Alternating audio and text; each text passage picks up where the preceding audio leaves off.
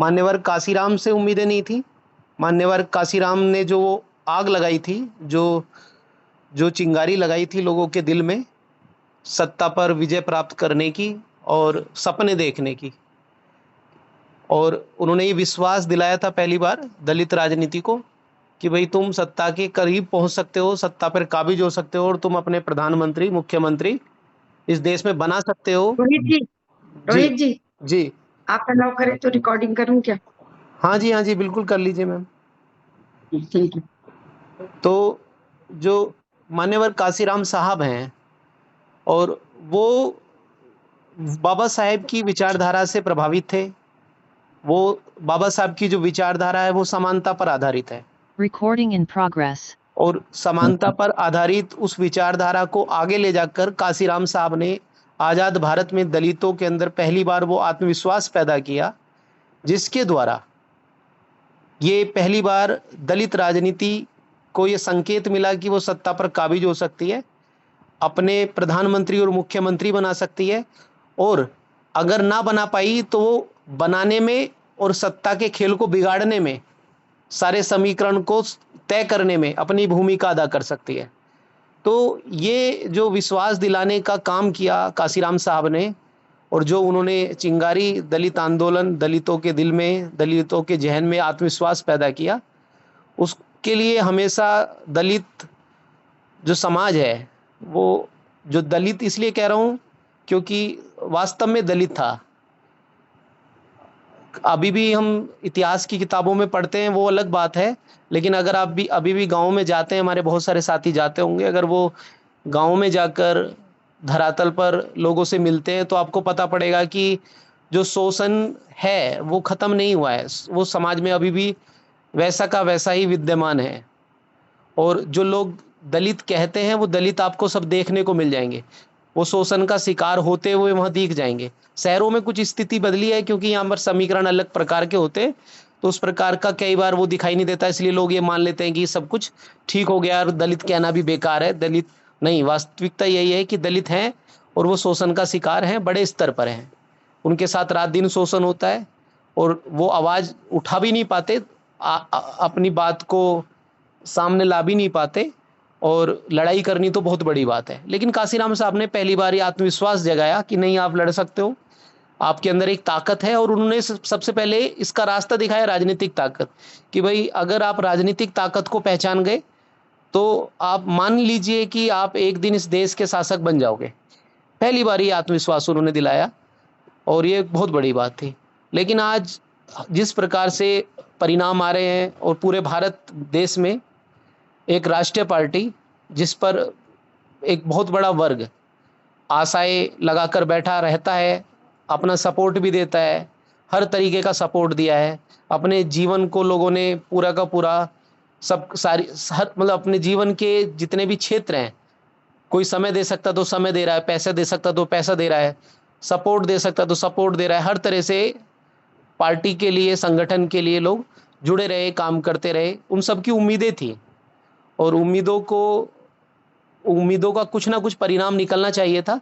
लेकिन बड़ा ही ऐसा दिन है कि भाई पूरे देश में एक तरफ़ा एक राष्ट्रीय पार्टी की एक भी सीट हम नहीं देख पा रहे।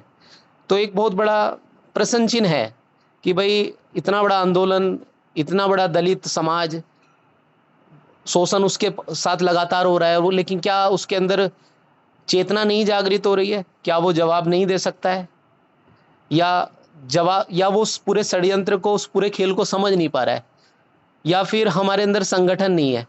या फिर हमारी जो संगठन है वो इस इतने भागों में, इतने टुकड़ों में बिखरा हुआ है कि कोई भी राजनीतिक पार्टी या कोई भी सत्ता या कोई भी प्रलोभन देके उसको खरीद सकता है, अपने हिसाब से इस्तेमाल कर सकता है और हम लोगों को टुकड़ों में बाँटकर या किसी भी प्रकार से हमारे संगठन को अलग-अलग करके उसका राजनीतिक फ़ायदा वो अपने हित में ले सकता है। या फिर वो परिस्थितियाँ पैदा कर सकता है जिससे कि हम मजबूर होकर उनकी तरफ खिसक जाएँ। क्योंकि हम जानते हैं कि ना तो कांग्रेस दलित आंदोलन या दलित लोगों के शोषण के खिलाफ आवाज़ उठाने वाली है, ना समाजवादी पार्टी उठाने वाली है और ना ही जो जो घोर विरोधी पार्टी है जो संविधान बदलने की बात कर रही थी, जिसके डर से हम खिसक कर दूसरी तरफ चले गए, और उससे तो कोई उम्मीद ही नहीं है। वो तो सिर्फ हमारे नाम का इस्तेमाल कर रहे हैं, नाम का इस्तेमाल ये भी कर रहे हैं, लेकिन वो एक बड़ी चुनौती जो हमारा आधार था, संविधान बदलने की बात उन्होंने कभी कही नहीं, इसलिए हमें लगा कि यार हम सॉफ्ट तरीका यही होगा कि हम खिसक के उधर पहुंच जाएं और उनको फायदा पहुंचा दें। और हमारे समाज के बहुत सारे लोगों ने इस विचारधारा को सोचा समझा और उन्होंने इस पर लागू किया भी। उसका फायदा आज इंडिया गठबंधन के रूप में आप देख रहे हैं कि उनको यूपी में बड़ा फायदा हुआ है। लेकिन सवाल ये है कि हम अपने मतलब दूसरों को तो फायदा पहुंचा रहे हैं, लेकिन हम अपने अपने लोगों को फायदा नहीं पहुंचा पा रहे। हम मान लीजिए हमारा मायावती से विश्वास उठ रहा है, या मायावती से जितनी हमारी उम्मीदें हैं, मायावती उन पर खरा नहीं उतर पा रही है, उनकी व्यक्तिगत मजबूरी हो, राजनीतिक मजबूरी हो, या उनकी कोई भी मजबूरी हो। लेकिन हम जो व्यक्तिगत मजबूरी है, राजनीतिक मजबूरी है, वो सामाजिक मजबूरियों से कभी भी बड़ी नहीं हो सकती।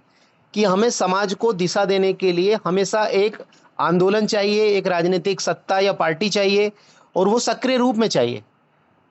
एक समय था, काशीराम की जो पार्टी थी, बीएसपी थी, उसने एक बहुत बेहतरीन काम किया, यूपी में किया, और उसके द्वारा मायावती जी 3-3 बार भारत के सबसे बड़े प्रदेश की मुख्यमंत्री भी बनी। इस बात में कोई दो राय नहीं है।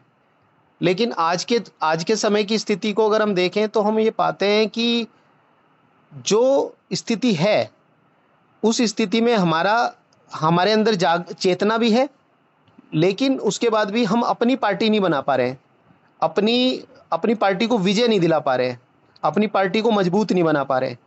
तो बीएसपी से हमारी जो उम्मीदें हैं वो अपनी जगह हैं, उनकी अपनी मजबूरियां अपनी जगह हैं, लेकिन समाज मजबूरियों से नहीं चलता है। समाज को एक हमेशा दिशा देने के लिए हमेशा संगठन और राजनीतिक स्तर पर हमेशा एक सक्रिय कार्यक्रम चलते रहना चाहिए, या वो संसद में हो या सड़क पे हो, हमें लगातार कोशिश करते रहना चाहिए।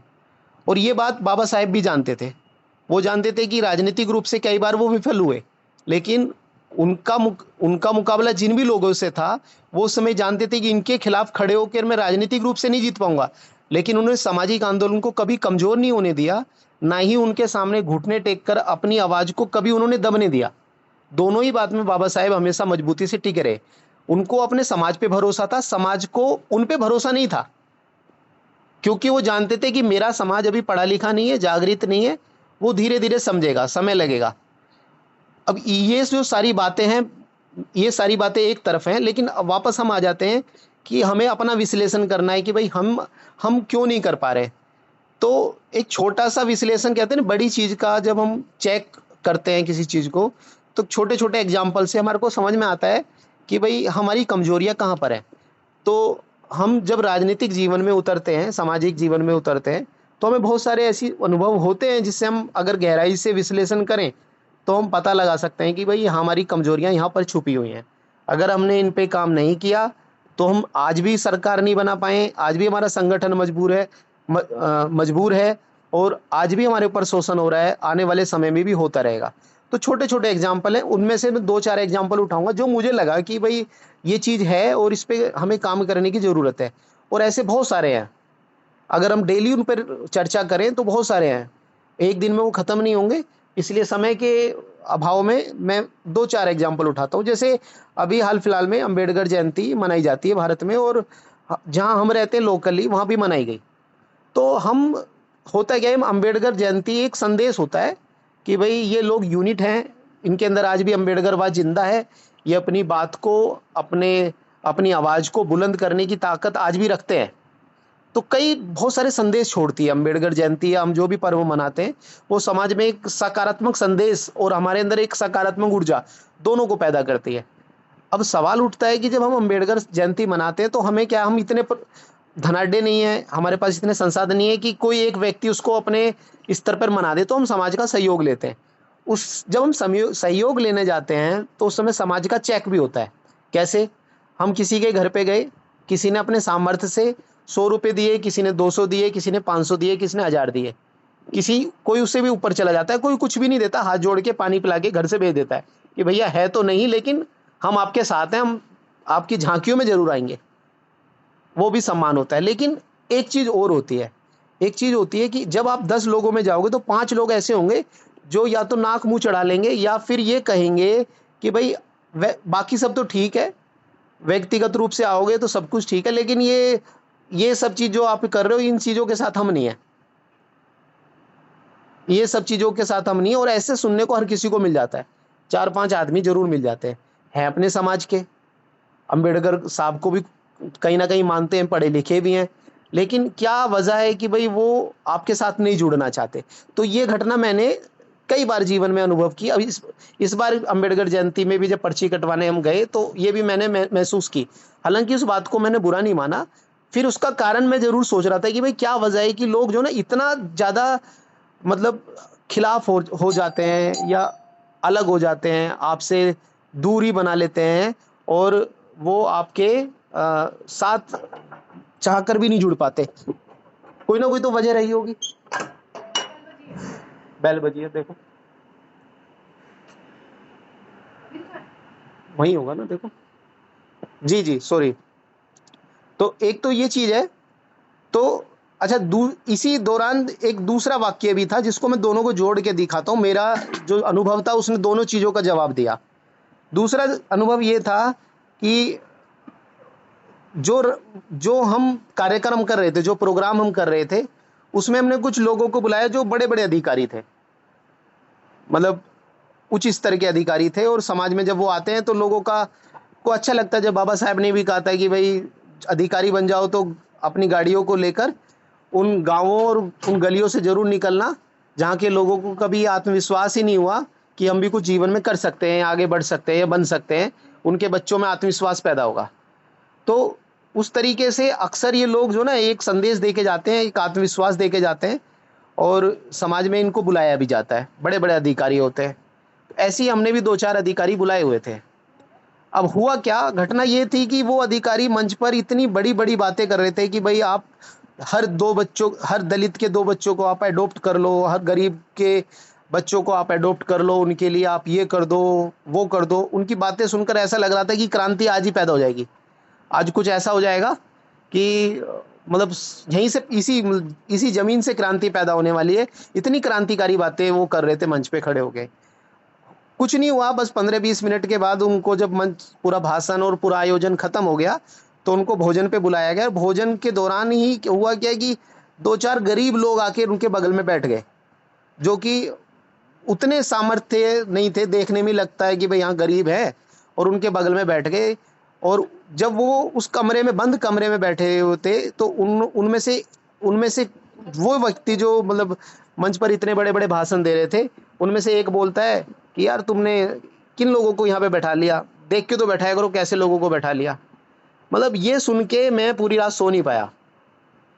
वो लोग जो इतनी बड़ी-बड़ी बातें मंचों पर आकर कर रहे हैं, और जो समाज के लोग उनके पास आके बैठ रहे हैं कि भाई देखें हम भी कैसे अधिकारी होते हैं, इतने बड़े-बड़े साइंटिस्ट कौन होते हैं, इतने बड़े-बड़े जो बुद्धिजीवी होते हैं वो कैसे होते हैं। वो लोग आके आपके करीब आके आपको टच करके भी देखना चाहते हैं, आपको महसूस करना चाहते हैं, उनके बच्चे महसूस करना चाहते हैं, और आप उनसे नाक मुँह बहुत चढ़ा रहे हैं।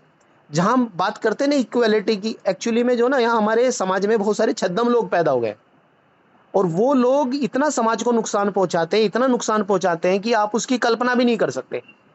ऐसे लोग क्या होते हैं, संदेश देते हैं समाज को। वो आदमी, एक आदमी 10 को बताएगा, क्योंकि उसको पता है यार बस बातें ही करते हैं भाई, बड़ी-बड़ी, काम कभी नहीं आएँगे ये लोग। क्यों नहीं आएँगे? कि इन सब के साथ जुड़ने का कोई फ़ायदा नहीं है। क्यों नहीं है?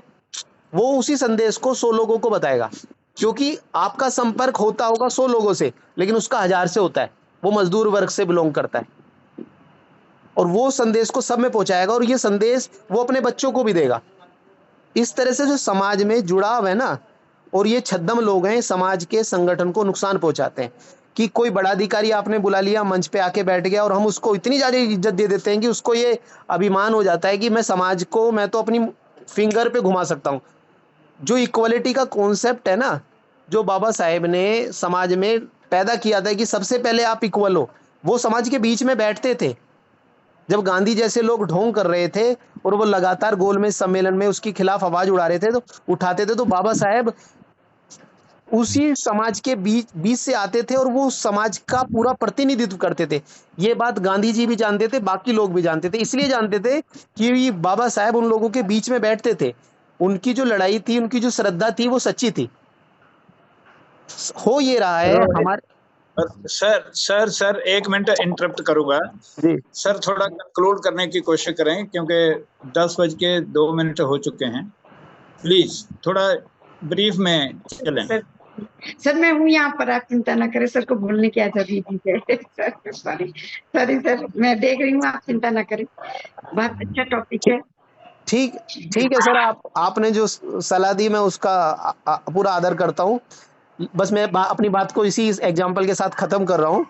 तो मतलब मैं जो ना किताबी बातों में ज्यादा, मैं किताबें मैंने बहुत पढ़ी है सर, ठीक है, लेकिन मैं किताबी बातों में ज्यादा बिलीव करता नहीं हूँ। मैं बिलीव करता हूँ जो जीवन के अनुभव होते हैं। हमें पता है, हम अपने अपने हर समाज में, हर काल में हमें हमें अपने नेता अपने आप तैयार करने होते हैं। हमारे जो समय के प्रश्न होते हैं उनका हल हमें अपने आप ढूंढना होता है। बाबा साहब ने क्या किया, काशीराम साहब ने क्या किया, उससे हम आज का जो दर्शन है उसको तय नहीं कर सकते। आज के जो बुद्धिजीवी वर्ग हैं वो हम लोग हैं। हमें तय करना होगा कि आज की जो समस्या है उसका सही समाधान क्या होगा। और हमें किसी का पिछलग्गू नहीं बनना है, हमें किसी की भक्ति में नहीं पड़ना है। हमें बस ये देखना है कि समाज का सबसे ज्यादा फायदा कैसे हो सकता है। और ऐसा नहीं है कि हमारे समाज में अच्छे लोगों की, पूरे श्रद्धा रखने वाले लोगों की कमी नहीं है, मतलब कमी है, ऐसा नहीं है। बहुत लोग हैं जो पूरी श्रद्धा, लेकिन वो श्रद्धा वाले जो लोग हैं उनका जो कार्य है उसको सबसे ज्यादा आहत जो पहुंचाते हैं वो छद्म पंथी लोग पहुंचाते हैं। ये जो छद्म पंथी है ये समाज का सबसे ज्यादा नुकसान करते हैं। और अक्सर ये होता है कि कहते हैं ना, ये जो शतरंज की चाल है इसमें ये छद्म पंथी बाजी मार जाते हैं, यही आगे निकल जाते हैं। कई बार जोड़ तोड़ करके जैसे भी करके ये अपनी बात को आगे पहुंचा देते हैं। और फाइनली ये होता है कि जो समाज के सच्चे पुरोधा होते हैं ना, वो चुनाव भी हार जाते हैं और जो सामाजिक जो जुड़ाव होता है उसमें भी वो पीछे चले जाते हैं। क्यों चले जाते हैं? क्योंकि ये जो छद्म पंथी है ना, ये साठ गांठ करने में बहुत, क्या कहते हैं ना, साम दाम दंड भेद सबका प्रयोग कर लेते हैं। और ये समाज को नुकसान पहुंचाना है तो उसको भी करा देंगे, किसी से संगठन करना है तो उसको भी कर देंगे, झूठ बोलना होगा तो बोल देंगे। सच्चे लोग ऐसा नहीं करेंगे। तो कई मायनों में वो धीरे धीरे अपने आप को कमजोर फील करते हैं। लेकिन सच्चे लोगों की कमी नहीं है हमारे समाज में, बहुत सारे सच्चे लोग हैं। लेकिन हमारे समाज को नुकसान जो पहुंचा रहे हैं वो ये छद्म पंथी पहुंचा रहे हैं। आप यकीन मानिए कि अगर मान लीजिए हम एक छोटा सा एग्जांपल, बहुत बड़ा नहीं लूंगा, छोटा सा मैं इशारा करूंगा, आप समझ जाना कि जो कोई व्यक्ति अगर हमारा दलित भाई पिट रहा है या वो पीड़ा में है या उसके साथ कोई समस्या है, तो उसको सबसे ज्यादा उम्मीद ये होती है कि यार बाकी तो कोई मेरे को साथ आएगा नहीं, कम से कम मेरे समाज का तो आएगा, कोई तो खड़ा होगा मेरे साथ। सबसे ज्यादा उम्मीद उसको ये होती है। उसे लगता है कि यार मैं उसके समाज के लिए जान भी दे दूंगा, सब कुछ कर दूंगा, लेकिन कम से कम वो समाज मेरे साथ आज खड़ा तो होगा। और सही सही बात यह है कि जब उसको जरूरत होती है ना, हमारे समाज के बहुत सारे लोग खड़े तो, मतलब बहुत सारे खड़े होते हैं ऐसा नहीं कहता, लेकिन बहुत सारे लोग सर नहीं खड़े होते हैं जो उनकी मदद कर सकते हैं हाथ बढ़ाकर, वो जिन्हें करनी चाहिए, जिनके ऊपर दायित्व बनता है, जिनके पास सामर्थ्य नहीं होता, संसाधन नहीं होते, ताकत नहीं होती, जिनके पास सत्ता नहीं होती, कई बार वो पहुंच जाते हैं बेशक उनकी मदद करने, लेकिन जो कर सकते हैं, जिन्हें करनी चाहिए, कई बार वो अपना हाथ पीछे कर लेते हैं। तो ये छोटी छोटी चीजें हैं। आपको एक एक चीज पे विश्लेषण करना पड़ेगा कि समाज कमजोर कैसे हो रहा है, समाज के लोग क्यों दूर जा रहे हैं, समाज का विश्वास क्यों कम हो रहा है। और अगर हम छोटी छोटी चीजों को इकट्ठा करेंगे तो हमारे पास जो मनोविज्ञान है, दलित मनोविज्ञान है, उसका पूरा का पूरा ग्रंथ तैयार हो जाएगा कि ये हमारे समाज की कमियां हैं। और जब हम उन पे कमी करेंगे, ऐसे छद्म लोगों को पकड़ पकड़ के बाहर निकालेंगे, कि कोई कितना भी बड़ा अधिकारी हो, कितने भी पद और प्रतिष्ठा से बैठा हो, अगर वो समाज के लिए कुछ नहीं कर सकता है, उसको पहचानना भी जरूरी है। और वो काम है बुद्धिजीवी वर्गों का। जो आप लोग यहाँ सब बैठते हैं या हम लोग जो इंटेलेक्चुअल सोसाइटी से बिलोंग करते हैं, राजनेता हो, अधिकारी हो, समाज का कोई भी वर्ग हो, आपको एक एक व्यक्ति पर पैनी नजर रखनी पड़ेगी, कहीं वो समाज का नुकसान ना कर दे। क्योंकि जिस समाज का हम प्रतिनिधित्व करते हैं ना सर, वो समाज बहुत ज्यादा पढ़ा लिखा नहीं है, वो अभी धीरे धीरे आगे बढ़ रहा है, सीख रहा है, अपनी गलतियों से सीख रहा है।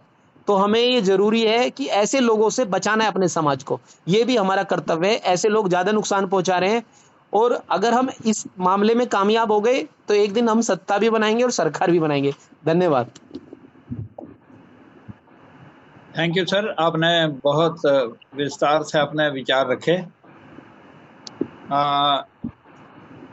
मैं डॉक्टर यूएस